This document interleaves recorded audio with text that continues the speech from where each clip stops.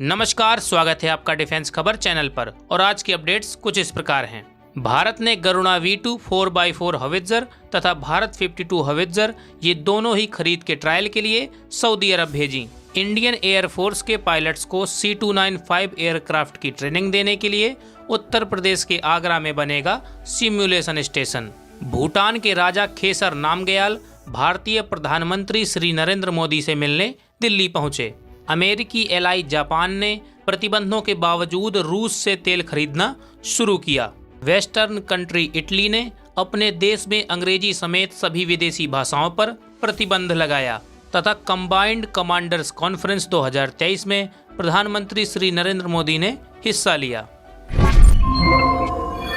अब इन अपडेट्स को समझते हैं विस्तार से। तो दोस्तों, भारत ने मिडिल ईस्ट देश सऊदी अरब को अपने गरुणा V2 4x4 हवित्जर के साथ भारत 52 made in India howitzers trial के लिए भेज दिए हैं, क्योंकि हाल ही में सऊदी अरब ने अपनी हवित्जर्स की बढ़ती ज़रूरतों को पूरा करने के लिए एक RFI जारी की थी, जिसमें भारत के कल्याणी ग्रुप ने हिस्सा लिया था, जिसमें इन्होंने अपने द्वारा बनाए गए made in India Garuda V2 तथा भारत 52 को सऊदी अरब के सामने पेश किया था, जिसमें ये दोनों हवित्जर्स रॉयल सऊदी सेना के मानदंडों पर खरी उतरी हैं। और अभी तो भारत के कल्याणी ग्रुप द्वारा बनाए गए इन दोनों हवित्जर्स का जमीनी परीक्षण सऊदी अरब द्वारा कराया जाएगा, पर जैसे ही सऊदी सेना द्वारा भारत को इन हवित्जर्स के ऑर्डर मिलते हैं तो आप यकीन मानिए कि मिडिल ईस्ट के वेपन मार्केट में घुसने के लिए भारत के पास इससे अच्छा मौका हो ही नहीं सकता, क्योंकि सऊदी अरब दुनिया का सबसे बड़ा हथियार आयातक देश है।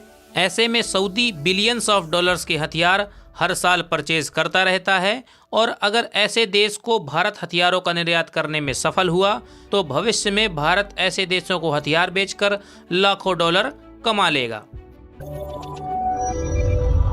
इंडियन एयरफोर्स के C29 मीडियम लिफ्ट एयरक्राफ्ट के न्यू ज्वाइन पायलट्स को ट्रेन करने के लिए उत्तर प्रदेश के आगरा में सिमुलेशन आधारित ट्रेनिंग सेंटर बनाया जा रहा है। और इसमें सिमुलेशन ट्रेनिंग का मतलब है कि इसमें पायलट्स को कुछ इस तरह से ट्रेनिंग दी जाएगी जहां एयरक्राफ्ट का रियल यूज ना करके आर्टिफिशियल तरीके से पायलट्स को मशीनों द्वारा रियल फ्लाइंग सिचुएशंस का सामना करने के लिए ट्रेन किया जाएगा। हालांकि इन एयरक्राफ्ट के ऑर्डर हाल ही में भारतीय वायुसेना द्वारा यूरोपीय कंपनी एयरबस को दिए गए थे तथा C295 एयरक्राफ्ट को बनाने का काम एयरबस कंपनी लगभग पिछले 20 सालों से कर रही है। वहीं अगर आप ये सोच रहे हैं कि एयरबस किस देश की कंपनी है, तो इसका जवाब है कि कई देशों की, जिसमें 11% फ्रांस की सरकार की हिस्सेदारी, 10.9% जर्मनी की सरकार की तथा 4.1% स्पेन की हिस्सेदारी मौजूद है। और रही बात C295 एयरक्राफ्ट के स्पेसिफिकेशंस की, तो ये एयरक्राफ्ट मीडियम लिफ्ट जहाज है जो कि लगभग 10 टन तक के वजन को लेकर उड़ सकता है। हालांकि भारतीय वायुसेना के पास पहले से ही इससे कई गुना ताकतवर C-17 globe master heavy lift aircraft मौजूद है, जो कि करीबन 200 टन का वजन लेकर उड़ने में सक्षम है। पर हर छोटे बड़े ऑपरेशंस के लिए अलग अलग हथियारों की जरूरत पड़ती है, इसलिए भारतीय वायुसेना छोटे ऑपरेशंस को अंजाम देने के लिए C295 एयरक्राफ्ट खरीद रही है।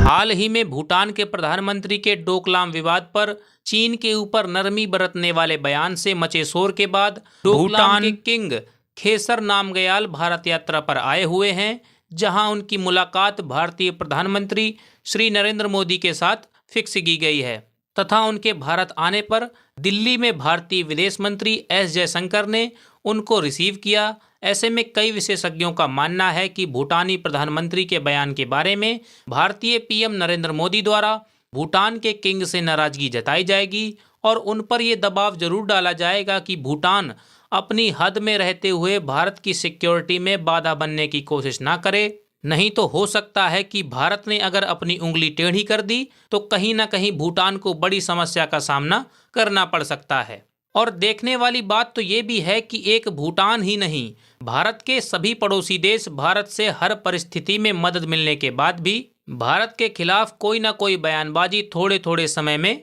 करते ही रहते हैं। फिर चाहे वो भारत की मदद से वजूद में आया बांग्लादेश हो या दिवालिया होने से बचने वाला श्रीलंका हो, चाहे वो नेपाल हो, इसलिए भारत को बीच बीच में इन देशों की नसें टाइट करनी पड़ती हैं।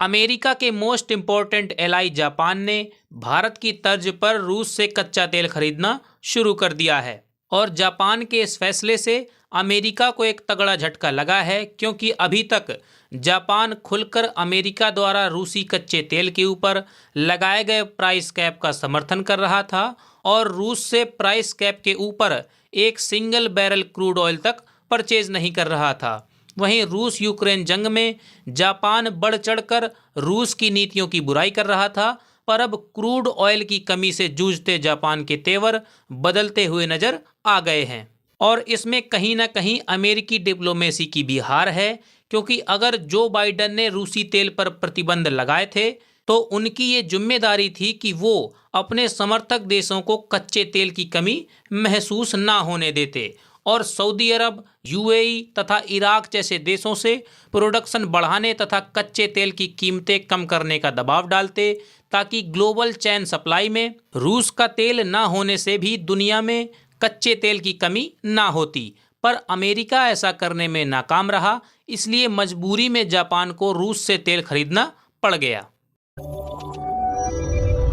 यूरोपीय देश इटली ने अपने देश में अंग्रेजी भाषा को पूरी तरह से प्रतिबंधित कर दिया है तथा इटली की प्रधानमंत्री जॉर्जिया मेलोनी की अगुवाई में इटली की कैबिनेट ने सभी सरकारी कर्मचारियों, दफ्तरों तथा सरकार से जुड़े सभी लोगों को ये आदेश दिया है कि किसी भी तरह के कामकाज में सिर्फ और सिर्फ इटालियन भाषा का इस्तेमाल होगा, जो कि इटली की राष्ट्रभाषा है। और अगर इटली में किसी ने भी इस आदेश का उल्लंघन किया तो उस पर 1 लाख यूरो यानी लगभग 1 करोड़ रुपए का जुर्माना लगा दिया जाएगा। जिसमें इटली से कई लोगों ने सवाल उठाते हुए पूछा कि क्या किसी लोकतंत्र में लोगों के ऊपर ये फैसला थोपना ठीक है कि उन्हें किस भाषा का इस्तेमाल करना चाहिए और किस भाषा का नहीं करना चाहिए, और क्या इटली की राष्ट्रभाषा इटालियन अंग्रेजी भाषा के सामने इतनी कमज़ोर हो गई है कि उन्हें सीधा सीधा अंग्रेजी भाषा को अपने देश में बैन करना पड़ गया। जिसमें जवाब देते हुए इटली के एक ऑफिशियल ने कहा कि हमने अंग्रेजी भाषा को ही नहीं बल्कि सभी विदेशी भाषाओं को अपने देश में निषेध किया है ताकि हम अपनी राष्ट्रभाषा इटालियन को प्रमोट कर सकें। पर आप सबका इसमें क्या मानना है? क्या भारत को भी इटली की तरह विदेशी भाषाओं को बैन करके अपनी राष्ट्रभाषा को प्रमोट करना चाहिए? कमेंट करके ज़रूर बताइएगा। और आज की आखिरी खबर, कंबाइंड कमांडर्स कॉन्फ्रेंस 2023 में प्रधानमंत्री श्री नरेंद्र मोदी ने भाग लेकर भारत के सभी सशस्त्र बलों की समग्र तैयारियों की जानकारी ली तथा भारतीय बलों के कमांडर्स के साथ मीटिंग करके सभी तरह की जमीनी परिस्थितियों के बारे में चर्चा करते हुए हर सिचुएशन में डटकर सामना करने का समर्थन दिया तथा कंबाइंड कमांडर्स कॉन्फ्रेंस 2023 का आयोजन मध्य प्रदेश के भोपाल में 30 मार्च से 1 अप्रैल तक आयोजित किया गया था तथा इस कॉन्फ्रेंस की थीम थी रेडी, रिसर्जेंट, रिलेवेंट, यानी कि तैयार होकर उचित रूप से डटे रहो। और आज के लिए इतना ही। अपने विचार हमें कमेंट करके ज़रूर बताएं। जय हिंद, वंदे मातरम।